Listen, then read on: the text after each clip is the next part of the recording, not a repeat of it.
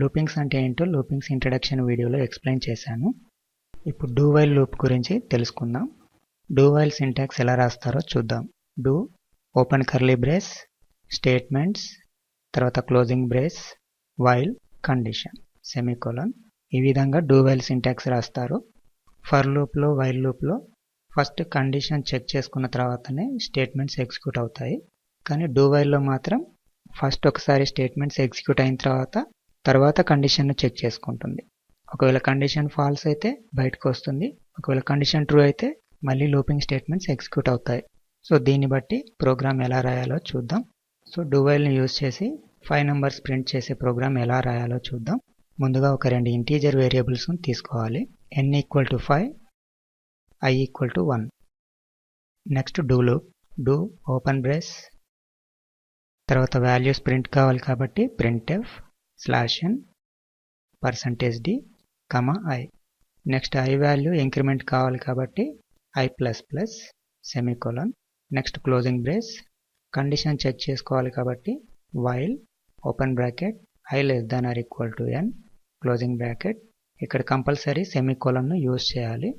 For loop, while లూప్లో మనం బయట సెమీకోలన్ యూజ్ చేయం, కానీ డూ వైల్కి మాత్రం కంపల్సరీ కండిషన్ క్లోజ్ అయిన తర్వాత సెమీకోలన్ యూజ్ చేయాలి. ఇప్పుడు ప్రోగ్రామ్ను రన్ చేస్తే 5 నంబర్స్ని ప్రింట్ చేస్తుంది.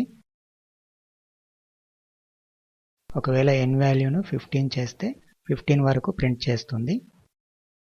ఒకవేళ n వాల్యూ 0 చేస్తే కనుక 1 టైం ఎగ్జిక్యూట్ అవుతుంది కాబట్టి i వాల్యూ 1 ప్రింట్ చేస్తుంది.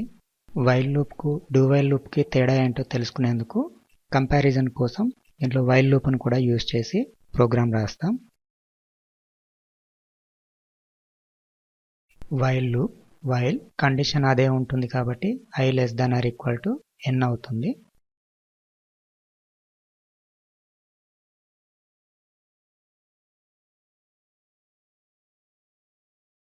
సో ముందుగా i వాల్యూను ఇనిషియలైజ్ చేయాలి.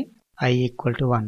ఎందుకంటే అక్కడ i వాల్యూ వేరీ అవుతుంది కాబట్టి ఇక్కడ i వాల్యూని ఇనిషియలైజ్ చేయకపోతే ఆ వేరీ అయిన వాల్యూ మాత్రమే ఇక్కడ డిస్ప్లే అవుతుంది. కాబట్టి i వాల్యూను కంపల్సరీగా మళ్ళీ రీఇనిషియలైజ్ చేయాలి i = 1 అని. నెక్స్ట్ వైల్ లూప్లో printf స్టేట్మెంట్.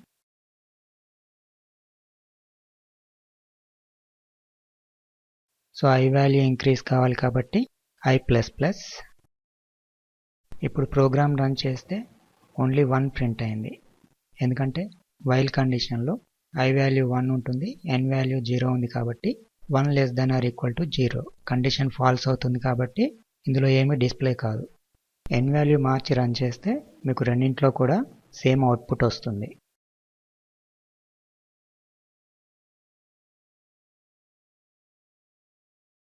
ఒకవేళ కండిషన్ ఫాల్స్ అయ్యేలాగా మనం n వాల్యూ ఇస్తే కనుక ఒక డూ వైల్ లూప్లోనే ఫస్ట్ టైం స్టేట్మెంట్ ఎగ్జిక్యూట్ అయ్యి కండిషన్ ఫాల్స్ అవుతుంది కాబట్టి బయటకు వచ్చేస్తుంది.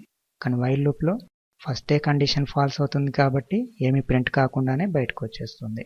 సో కొన్ని సందర్భాల్లో ఫస్ట్ ఎగ్జిక్యూట్ అయ్యి తర్వాత కండిషన్ చెక్ చేసుకునే సందర్భాల్లో డూ వైల్ లూప్ను యూజ్ చేయాలి.